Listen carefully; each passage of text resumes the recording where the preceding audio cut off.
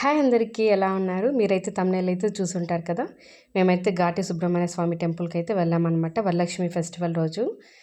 మేమైతే festival చేసుకోమండి. 4, 5 years నుంచి అయితే చేసుకోవటం లేదు.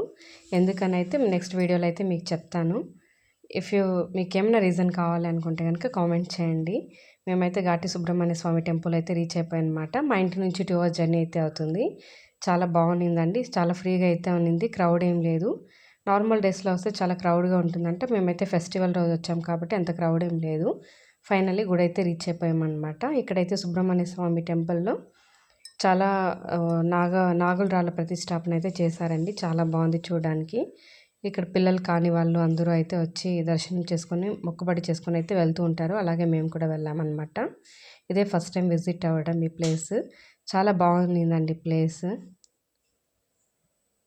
ఫైనల్లీ దర్శనం అయితే కంప్లీట్ చేసుకొని అయితే నాగుల రాళ్ళు చూడడానికి అయితే వెళ్ళిపోయాం. ఇక్కడ చూస్తున్నారు కదా, నాగుల రాళ్ళు అయితే చాలామంది ప్రతిష్టాపన చేయించారు. చూడడానికి చాలా బాగుంది కదండి. ఇన్ని రాళ్ళు చూడడం నేనైతే ఫస్ట్ టైం. కుక్కి కూడా వెళ్ళాం. అక్కడైతే ఇలాంటి ప్లేస్ అయితే చూడలేదు. చాలా బాగుంది కదండి. పిల్లలు కలిగిన వాళ్ళైతే ఇలాంటి మొక్కుబడులు చేసుకొని అయితే ప్రతిష్టాపన చేయిస్తూ ఉంటారంట ఇక్కడ. మేమైతే ఫస్ట్ టైం వచ్చాం. మా బావ వాళ్ళు అయితే ఆల్రెడీ విజిట్ అయ్యారనమాట ఈ ప్లేస్.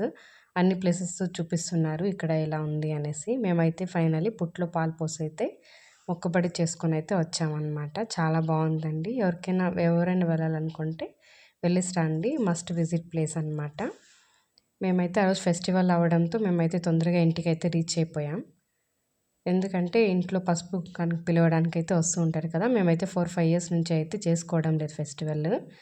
అందుకని అందరూ వస్తారనమాట పిలవడానికి. మా లేవేట్లో చాలా బాగా సెలబ్రేట్ చేస్తారండి.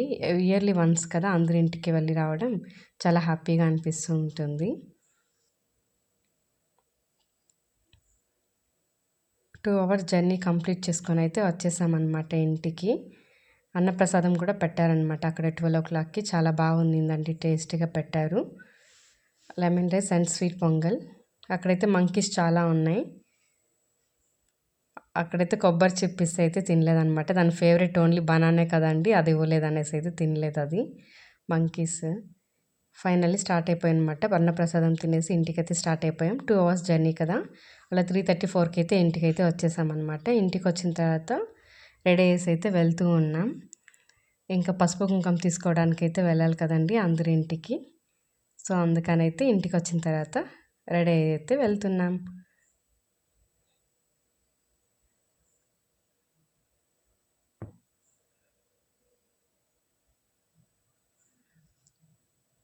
నా శారీ ఎలా ఉందా అండి?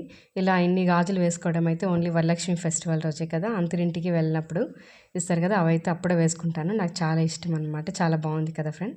మీకు నచ్చినట్లయితే, నా వీడియోస్ కనుక నచ్చినట్లయితే ప్లీజ్ లైక్, కామెంట్, షేర్ చేయండి గైస్.